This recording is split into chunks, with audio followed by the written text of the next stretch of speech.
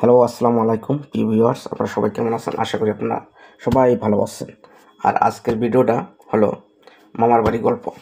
মামার বাড়ির গল্প বলতে এটাই বুঝলাম যে যদি আমি এখন ডেনমার্কের কিছু গল্প বলি তো আপনারা বলবেন যে মামার বাড়ি গল্প তো সবাই বলে, ঠিক আছে, বিশ্বাস করবেন না। এই জন্য বললাম যে মামার বাড়ি গল্প আর কি, ঠিক আছে।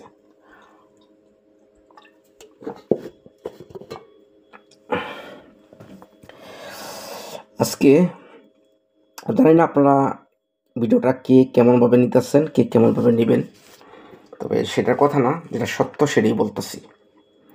ডেনমার্কে যারা আসবেন, যারা আসতে চাইতেছেন ভাবছেন, তাদের জন্য ডেনমার্কে আগে আমিও কখনো ভাবি নাই ডেনমার্কে রাত কত ঘন্টা, দিন কত ঘন্টা, ঠিক আছে। এখন আমি এখানে আসার পরে বুঝতেছি রাত আর দিন কতটুকু ডিফারেন্স। তো সেটা হলো এখানে রাত এখন যে বর্তমানে আমি পুরা ডিটেলস পুরা ক্লিয়ার করতে পারবো না, আর ভিডিওটা অনেক লম্বা হয়ে যাবে, সেজন্য আমি পুরা বলতে পারবো না। এখানে মাগরিব আজান দেয় এখন 9:13, এশার নামাজের আজান দেয় 12:48, যেটা গতকাল টাইমিং ছিল আর কি। আর ফজর নামাজের আজান দেয় 1:48। তো 12:48 আর 1:48 1 ঘন্টা ডিফারেন্স। তো 1 ঘন্টা ডিফারেন্স হলে তা আপনারা এখন ভাবেন যে রাত্রটা কত ঘন্টা। যদি আপনাদের কারোর জানা থাকলে কমেন্টে জানাবেন।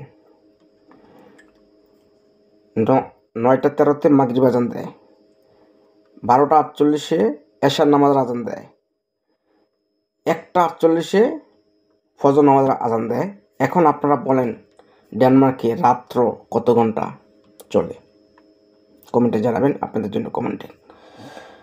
তারপরে যারা ডেনমার্কে আসতেছেন, ডেনমার্কে আসবেন ভাবতেছেন, আপনারা এটা মাথা রেখে আসবেন যে ডেনমার্কে রাত আর দিন হিসাব করে আপনার দৈনন্দিন যে জীবনযাপন সেটা চলবে না। আপনার জীবনযাপন, আপনার দৈনিক কর্মকাণ্ড শুধু টাইমিংয়ের উপরে চলবে। ডিউটি কটায়, আপনার খানার টাইম কটায়, আপনার নামাজের টাইম কটায়, এবং আপনার ঘুমের টাইমিং কটায়, ঠিক আছে, ওই হিসাবে আপনার জীবনযাপন চলবে এখানে। কোনো দিন আর রাত যে এখন আমি ঘুমিয়ে যাব, এখন বাজে 10টা বাজে কিন্তু এখনও রৌদ্র উঠছে, রৌদ্র দেখা যাচ্ছে, আমি ঘুমাইব, না, চলবে না। আপনার টাইমিং দেখতে হবে যে আপনার ডিউটি কটা বাজে, ঠিক আছে। আপনি ঘুমান আর সেটা কিন্তু আবার ভাববেন যে এখন বাজে এই এত, এখনই সূর্য উঠে গেছে, মাত্র 2টা 3টা বাজে।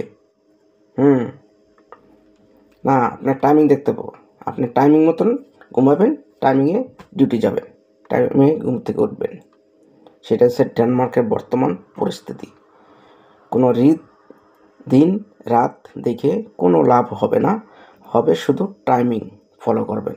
টাইমিং ফলো করবেন, আপনি সাকসেসফুল হবেন। আশা করি ভিডিওটা কেমন লাগলো, ভালো লাগলো। যদি ভালো লাগে অবশ্যই লাইক কমেন্ট শেয়ার করবেন। আর যারা আমার পেজে এখনও ফলো দেন নাই তারা ফলো দিবেন। যারা আমার চ্যানেলে সাবস্ক্রাইব করেন নাই, চ্যানেলটা সাবস্ক্রাইব করবেন, আমার সাথে থাকবেন। সাথে প্রতিদিন এমন সুন্দর সুন্দর ভিডিও এবং ডেনমার্ক সম্পর্কে জানার তথ্য আমি আপনাদেরকে দিব। সবাই ভালো থাকবেন, আল্লাহ হাফেজ।